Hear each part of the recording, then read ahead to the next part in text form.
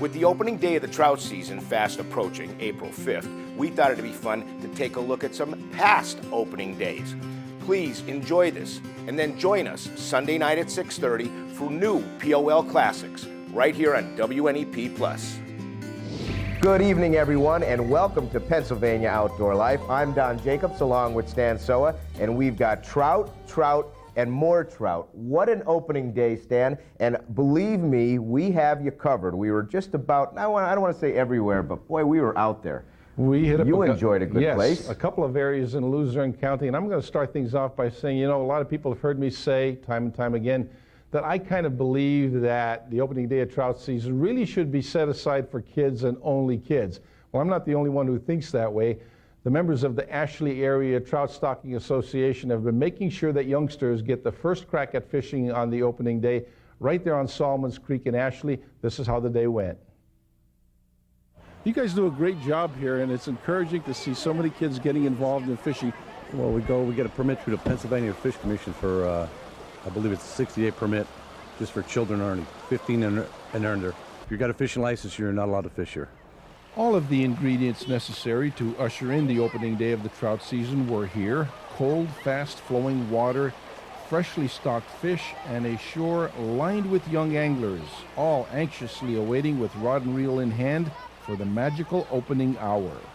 We put 2,700 fish in here today. We get through donations, local businesses throughout the area, throughout the Ashley area and outside the Ashley area. Then, at opening hour, lines hit the water and soon bobbers could be seen everywhere. Before long, the action started. This particular stretch of Solomon's Creek runs through the Patch section of Ashley, and this is without question a kids-only fishing area. Signs posted nearby make it perfectly clear. This one says it all. I think it's a good experience for the kids. They'll, learn to fish a little bit better and learn courtesy. Yeah, I think it's important, even some of these kids, it's their first time, get them into the sport. I think it's great. The kids love it, as you can see. They look forward to it. They were down here for the last couple days watching, waiting for them to come and stock it. They help them throw in the fish. They love it. Seems like the parents are having a good time too. Yeah. We're unsnagging all the snags. That's what we do here. A lot of that going on here today. Right. Moms and dads were allowed to provide some adult guidance to the littlest of anglers, but only the youngsters were allowed to hook fish and reel them in. What did you catch those fish on? What kind of bait were you using? What were you using? Corn. Corn? Yeah, they like corn. Do you like corn too? Yeah. Are you putting the minnows on the hook by yourself, or is somebody helping you? My daddy's helping me. Your daddy's helping you. Is this your first year fishing? No? You've been fishing before already. Who's the better fisherman, you or daddy? Me. Ah, the boy. You're learning to be a real true fisherman. I guess I always like to fish. Good. And you seem to be doing well here today. We were noticing you were catching some fish. Mm-hmm. How many did you catch? 4 or 5. 4 or 5? That I kept. Yeah, and what kind of bait? And mostly salmon eggs. That seems to be what's working? Mm-hmm. The kids here today seem to be having a good time. They certainly do, and I think it's a wonderful thing for the community to do something like this and have these kids come out and look forward to it and come out and enjoy themselves the way they are. To my way of thinking, there is nothing more challenging than seeing the fish, knowing where they are, but not being able to hook them. Like these Palomino trout. They were easy to spot, but catch them, well, that's another story. I'm trying to catch that, but I haven't had too much luck. What do you think? You gonna catch them yet, maybe? Maybe. Yeah? Yeah. Hey, good luck, buddy. Okay, thanks. Take care. It was encouraging to see so many young anglers, both boys and girls of all ages, having a good time of it. Came here, wasn't catching much on power bait, so I was watching the one kid. He was catching them on spinner, so I went in my tackle box and picked up a spinner, and that did the trick. You hooked into a few then, huh? Yep, caught 3. Keepers? 12 inches, nothing big. I was up here when they were stocking and I saw some nice ones, but haven't been lucky enough to hook one yet, but. There they are again, those Palominos, still there, just swimming in place and watching all of that bait flow by. There are a couple of things that I just couldn't help but notice here at Solomon's Creek, looking at the fishing that's going on here today. Obviously, a lot of kids having a good time, a lot of smiling faces, a lot of moms, a lot of women out here too helping the youngsters out. And I think the most remarkable thing is if you look at the stream itself, I mean, just about 2 years ago, there's a terrible washout here. It just about destroyed any fishing opportunities. There's been a lot of work, a lot of effort in the reconstruction of the banks and a lot of these little dams that you see that create some aeration for the fish, the oxygen that they need. This place has ended up being a really neat place for kids to come to fish at. After checking out Solomon's Creek in Ashley, we traveled to Mountaintop to see how the anglers were doing at Lake Francis, just off the Honey Hole Road. It looks like you did pretty well for yourself. Who caught the biggest one there? Me. You did. You having fun here today? Yep. What are you using for bait? We're using worms. Worms. You putting the worms on the hook yourself? Oh, my dad does that. How come? Why? Too slimy. Do you catch some of those fish or all of them? All of them. All of them. Who are you fishing here with today? My dad. Who's the better fisherman, you or your dad? Me. All right. That's the right answer.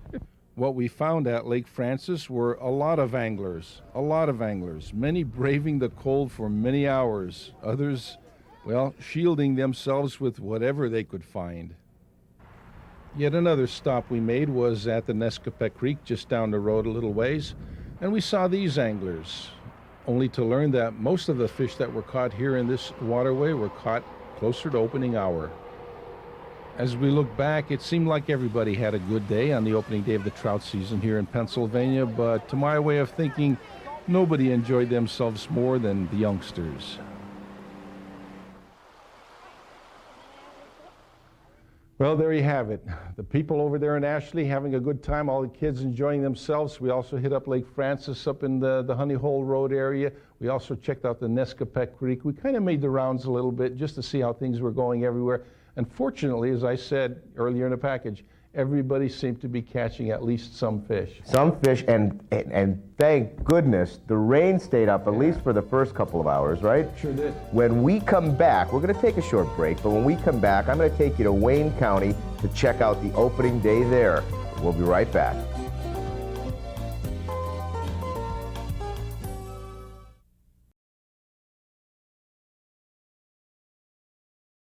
Welcome back to Pennsylvania Outdoor Life as Jake and I stand here studying the William Higbee map, the stream map of Pennsylvania. A lot of waterways here across the Commonwealth, and many of them hold a lot of nice trout. And you and I should try to get to some of these. We did manage to spend our opening morning in Wayne County. That's the county that borders the New York State, and we managed to spend the very opening of the season at a popular lake up there. We started our morning at Upper Woods Pond in Wayne County. Very popular fishing spot for the opening day. As you can see, the boats are in the lake already. The shoreline is lined up with guys that are ready to start doing their traditional first day fishing. The season starts in 10 minutes, and if you don't think this is a popular spot, take a look up at the lineup of boats that are still trying to get in to get that 8 o'clock first cast. Popular spot. We're going to spend the morning here talking to some fishermen. And at 8 o'clock sharp, the season began with the first casts. No one on shore was catching anything, but several anglers and boats were very successful. What's your name, sir? Pochak, John. Where are you from, John? Warminster, Pennsylvania. Well, honestly, we have been standing here for exactly 1 hour, and that's the most trout anybody has caught here yet this morning. Congratulations. Tell me your name and where you're from. Mike Nelavanko from Old Forge. Mike, what seemed to be the bait of the day, because you're one of very few people that are coming in here with trout? Well, we're using spinners. Spinner baits? Spinner baits. Mm-hmm. And trolling. What kind you got there?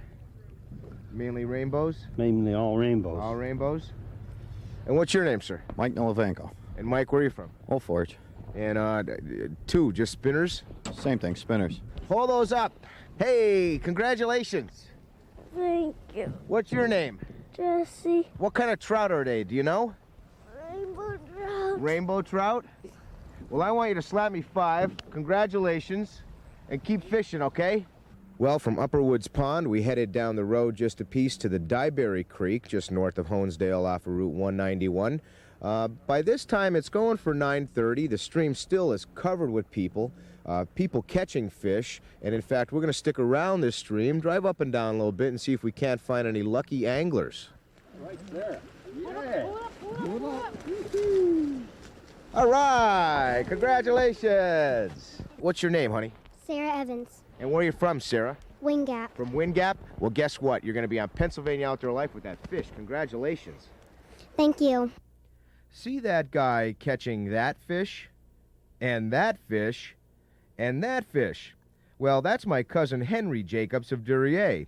I guess fishing skills run in the family. We're from Carbondale, and we've been coming up here since the 60s, and we partied here, had a good time, and fished, and it's a tradition. We keep coming up because my dad started this, and we don't want to ever stop it. And we did manage to find a lot of successful anglers along this section of the Dyeberry Creek. I'm Brian Cohen. I'm from Taylor. Okay, and your name and where are you from? Jamie Spanberg, and I'm from Taylor, too. Okay, we're sitting in front of your 8 trout, but you have 8 over in the cooler, too. What were they biting on this morning? I got mine all on grubs. Grubs? Yeah. Were they hitting good? Yeah, they were hitting real nice. I had a couple bites that got away from me, but they were all good. Okay, and what do you think about the trout that were stocked here? Oh, I think they stacked a lot. I was hitting mine on power bait. My name's Alex Schlott. I'm from Honesdale. You're from Honesdale, and Alex, this is a big fish. Tell me, where'd you get it, and what were you using? Down the stream a piece. I actually threw everything at them, mealworms and corn and worms, and this guy bit on a worm. It was just hanging off, and we were gonna change it right before that, and made one more cast, and saw this guy roll over and went right for the net. I've been coming up here to the Dyeberry now for about at least 30 years. And it's great that I could pass it on to her. Tell me who you guys are. Rich Craig and Maggie Craig. We're from Dixon City. From Dixon City. And Maggie, are these your 8 trout? What did you get them on? Worms. On worms. Did they fight good for you? Yeah. Yeah? Is this your first limit of trout? My second. We watched Paul Wilkins of Sinking Springs catch several trout from underneath this bridge, and he has a secret bait. Half a minnow. Half of a minnow? Half a minnow. And it's working. What's working. It, the smell? There it is. It is. It's a half a minnow. Every time we stopped the car, we found another fish story. My name's Josh Patorek. I'm from German, Pennsylvania. Okay, Josh, dandy trout here. Tell me what it is and how big it is. Well, this is a brook trout here. I measured him. He came out to about 21 inches. What did you think when he finally came to the top? You know what? It's really funny because my buddy was over there and he had this fish following his lure. And he told me, big one in there, big one. I was like, get going. You know, I didn't believe him. Next cast I threw right in there, boom, he hit it. Well, he hit it, and he took me for a ride. Mike Zielinski. Where are you from, Mike? I'm from Beach Lake. Beach Lake? Yeah. What do you think? Trout fishing definitely a family affair? Oh, definitely, especially this year. I have a 3-year-old, and he's already out in the truck. He's completely asleep. Yeah, it got to the point where I had both poles, one in one hand of his and one in his brother's, and I couldn't actually keep them baited long enough. They'd have one on, and finally I put my pole down. I said, the heck with it. So I started just baiting theirs and tending to their pole. As we made our way down the Dyeberry Creek, we ended up right here in the Wayne County Fairgrounds. And as you can see, the people are fishing here. Some people say it was a fair day along the fairgrounds for the opening of the Pennsylvania trout season. Regardless of what it was, they had a good time fishing, and a lot of trout were caught today. Oh, one that got away. Stan, the Wayne County Fairgrounds that we ended that story is right here in Honesdale. We managed to get through quite a bit of Wayne County. Everybody having a good time. Some people not necessarily bringing home the bacon, if you know what I mean, but trout season runs the whole summer. Get out there and have some fun. Plenty of time.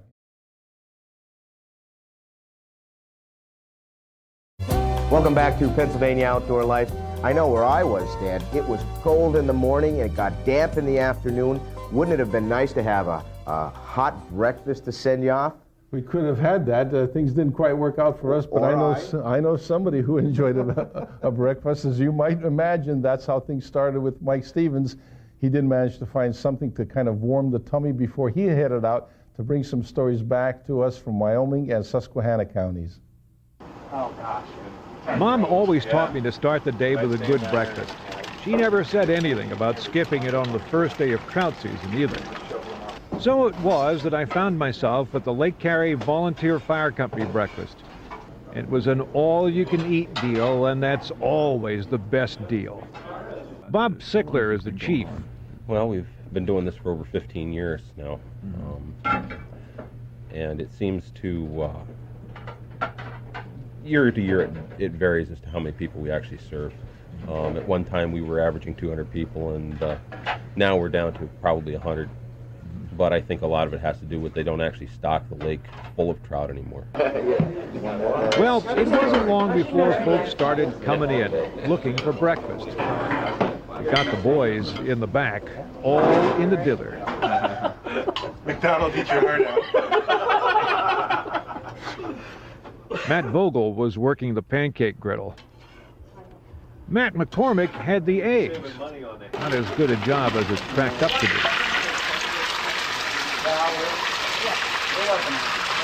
I'm generally better at addressing a plate full of finished product than I am the griddle to make it on, but the challenge was given, and that's all it took. Well, he's got a good form. Yeah. Wrist action is terrific. Yeah. Yeah. Points off for dribbling.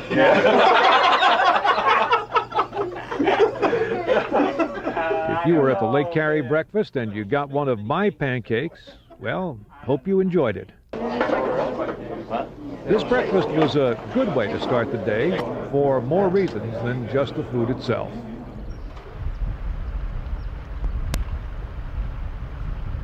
There was real work ahead for us, though.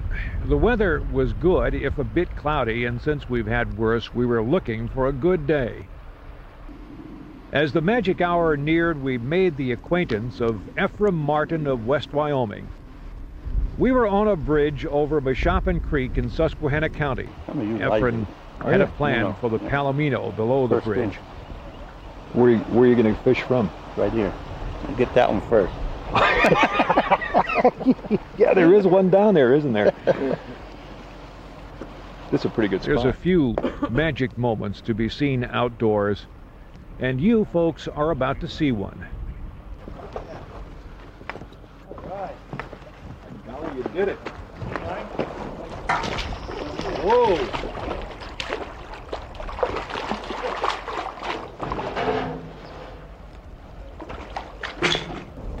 Ephraim Martin of West Wyoming caught a very respectable Palomino, and he did it like he said he would. You got to like a guy who's good enough to call his own shots. Harold Tittman was right downstream and saw it all. He got a trout of his own to show off on the first day. Mahoopany Creek, Wyoming County on opening day. Sometimes I wish I could sell tickets for this stream. There were fish to be had for sure. There generally is. Hardest part of the day here can be finding a bit of good open water to wet a line in. We were getting ready to leave when along came Eric Perlock and his dad Joe. Where'd you get all these? At Bowman's. Bowman's?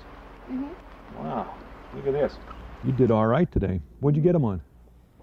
Corn. Just corn? Mm-hmm. Wow. A day's limit. Makes it a pretty good day for Eric. Here you go. Good job. We wrapped up at the honey hole of Bowman's Creek, right behind the rest area near Tunkhannock. Take a number, but have some fun. Waiting for the first day of trout season is like waiting for Christmas morning. That first fish like finding the chocolate bunny at the Easter egg hunt. There's not another day quite like it for anglers. It was good to be part of it in our own small way. See you again, same time next year. So there you have it. Bishopin, Mahoopany, Bowman's, every place that Mike went, as you saw in that last video, a lot of anglers up there along the stream. And again, everybody seemed to be having a good time. You know, as we're sitting there watching that story, I'm counting it up, and we were at 9 different streams, 3 different lakes. We really saw a lot of people and a lot of happy anglers. Yeah, I think the thing that surprised me most is the places that Mike hit, they still caught fish. That's right, he didn't jinx them, We're going to take a short break, but when we come back, we're going to have our What's Doing calendar and our product demonstration and giveaway, so stick around.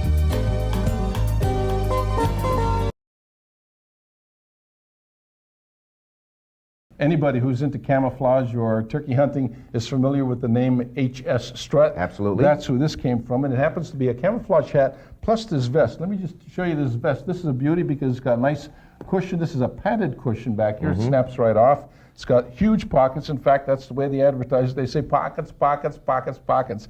Big pockets, and you know you never have enough of that when it comes to taking out those turkey calls and box calls and slate calls. And lunch and candy and all that stuff that you just absolutely have to have. Okay, again, from HS Strut. Okay, and let's we're roll gonna, out that barrel. Let's roll out the barrel, guys. And one reminder, we are putting together a list of things that are still available from the Pennsylvania Outdoor Life Expo. Next week on Pennsylvania Outdoor Life, we're going to tell you how you can get a hold of some of the, I believe, some patches are left, t-shirts, hats, so be sure to tune in for that. And the winner of our product this week from Barnesville is Dave Quintinsky. Dave Quintinsky. Congratulations, Dave. Congratulations. Okay, that wraps it up for this week on Pennsylvania Outdoor Life. For Don Jacobs, Mike Stevens, all the people behind the scenes, I'm Stan Sowa, wishing all of you the very best in the outdoors of Pennsylvania. Good night. Pennsylvania Outdoor Life is a local presentation of WNEP-TV. We're proud to serve northeastern and central Pennsylvania. Good luck. Thank you for joining us. Be sure to tune in Sundays at 6:30 for more POL classics. The best of POL in its most popular time slot, Sunday at 6:30. And it's only on WNEP+.